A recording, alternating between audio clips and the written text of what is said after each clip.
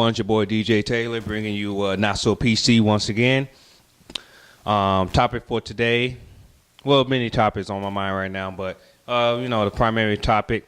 But first of all, if you like what you see, you like the channel, YouTube, Facebook, Twitter, whatever the case may be, make sure you holler at us, like, subscribe, whatever you want to call it. But keep us going. Now, the topic that I want to talk about is, after the Super Bowl, everything came out or whatever reported or whatever the case may be, or what's real or what is real. But I want to talk about Malcolm Butler. The reason why I want to talk about Malcolm Butler is a lot of things that's going on, a lot of rumors out there. Some may be true, some may not be true. All of it could be true. All of it could not be true. Well, let's assume that most of it, not all, but most of it is true. A couple of things I've been hearing as far as weed, having women women in your room or whatever the case may be after curfew, missing a team plane, being sick, having a bad practice or whatever you want to call it. But let's assume all of that is the truth.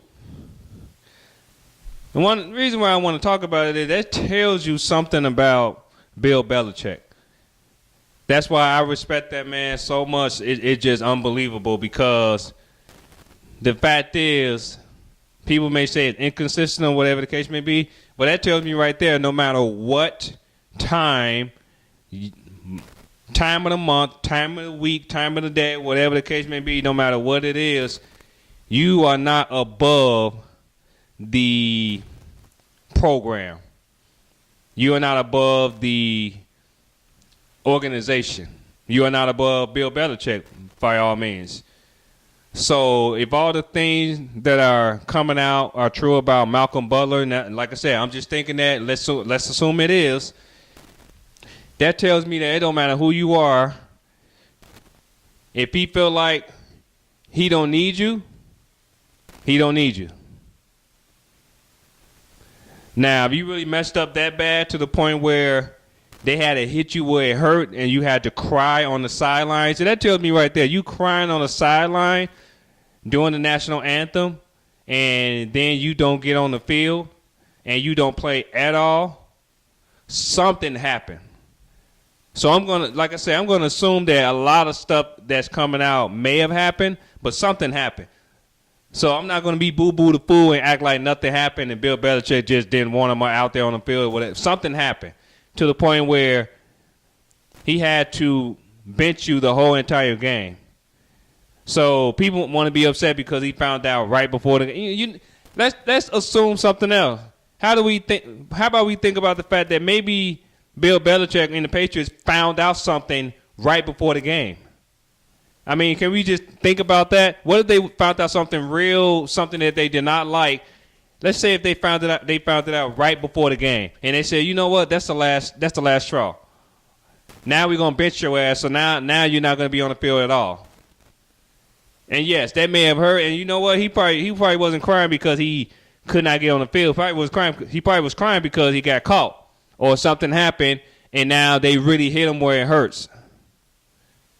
So like I said, we just doing hypothetically right now. We just saying, hey, this happened, this may have happened. We're just saying that what if it did happen?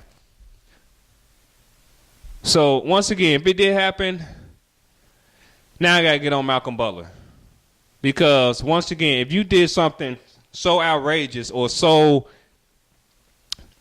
pretty much you feeling yourself that because it's Super Bowl week, you can do what you want or you can get away with things and things like that, miss a team playing, weed, whatever the case may be. Let's say you were doing that stuff. Are you kidding me, man? Now, the stupidity is just, I know stupidity is out there for some people, but this is just the week of the Super Bowl, right before the game.